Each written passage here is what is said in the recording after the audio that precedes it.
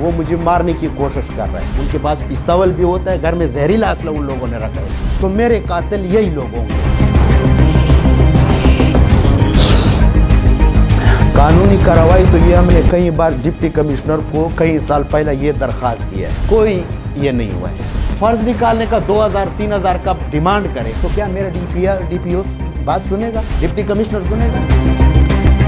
मेरा नाम गौहर अयूब शाह सैयद गेलानी है और हमारे यहाँ टांग गांव कड़ीपक में 200 करनाल ज़मीन पर अपने चाचाजाद भाई काबिज़ है। मेरे ज़मीन का असली डॉक्यूमेंट से जो इंतकाल के हैं, ये मेरी बाप दादा की जायदाद है। उसके बाद इनसे कई बार हमने इससे पहला हमने इनको जब दिया 2 साल काश्त के लिए दिया है। 1 साल तक ये फसल हमें दिया, दूसरे साल भी दिया है।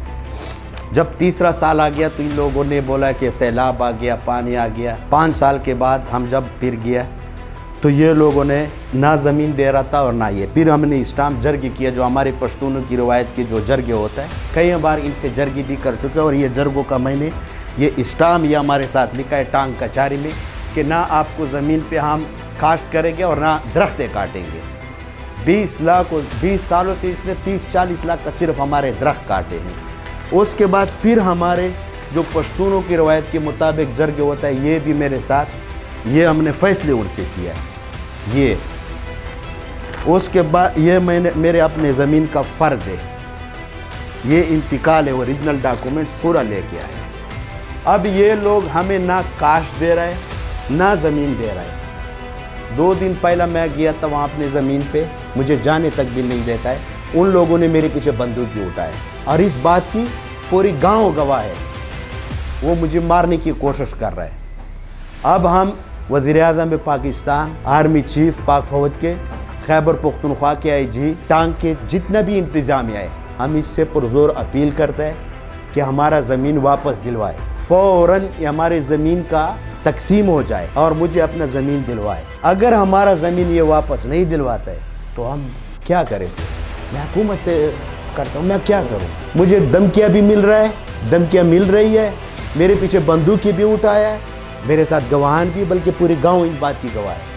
मुझे अगर कुछ हुआ इन लोगों की वजह से, ये 6 भाई है, फारूक शाह, दाऊद शाह, मंजूर शाह, मतवैर शाह, मकबूल शाह, नदीम शाह, तो मेरे कातिल यही लोग होंगे। और इनका पूरा का पूरा कोशिश थी मुझे कत्ल करने की कोशिश कर रहा है। मैं घर से निकलता हूँ, ये ऐसा बांध करके निकलता हूँ। मेरा दावा भी इनके ऊपर होगा और यही लोग ये मेरे कातिल। हुकूमत से मुतालबा है कि ये मेरे अपनी ज़मीन वापस दिलवा दे। 20 सालों से हमें अल्लाह को हाजिर नाजिर करके कहता हूँ कि मुझे कुछ तक भी नहीं।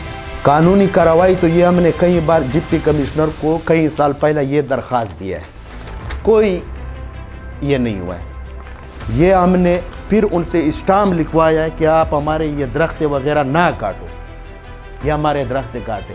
अब भी अब पटवारी को फ़ोन करो, फ़ोन नहीं उठाता है। ये फ़र्ज़ मैंने परसों निकाला है। अगर पटवारी आपसे फ़र्ज़ निकालने का 2000-3000 का डिमांड करे तो क्या मेरा डीपीओ बात सुनेगा? डिप्टी कमिश्नर सुनेगा? हम तो यहाँ नहीं रहते और यहाँ ऐसी कानून का ज़्यादातर हमें पता भी नहीं है पाकिस्तान का। लेकिन फिर भी हमने पूरा का पूरा कोशिश किया है, जो अपने पठानों के मुताबिक है वो जर्गी भी की है। अब हुकूमत से हम अपील करते हैं, दरख्वास्त करते हैं कि हमारे ज़मीन दे दे। 20 साल से मैं बाहर रहता हूँ दुबई में। 5 सालों के बाद या 4 सालों के बाद हम पे फैमिली समेत वहाँ पे होता है, 5-6 साल के बाद आ जाता है तो यहाँ पे ज़मीनों पे यही कब्जे होता है और ये होता है। और आप लोगों की वसात से हम ये रिक्वेस्ट कर रहे हैं सबको कि मुझे ख़तरा है इन लोगों से, मुझे कुछ हुआ तो यही 6 भाई जिम्मेदार होंगे। ये मुझे बार बार कोशिश की है कि ये एक आदमी हम अगर हम मारे तो ये सब कुछ हमारा हो जाएगा। वो मेरे पीछे घूम रहे हैं, उनके पास पिस्तौल भी होता है, घर में जहरीला असला उन लोगों ने रखा है। आज उसे भी दरख्वास्त देंगे, लेकिन ये मीडिया पे तो मैं इसलिए आया है कि मैं वज़ीर-ए-आज़म आर्मी चीफ से अपील करता हूँ कि ये लोग मेरे मारने के चक्कर में मुझे कुछ हुआ तो ये लोग जिम्मेदार है। बाकी तो चलो कार्रवाई होंगे, लेकिन मेरे कातिल यही लोग होंगे।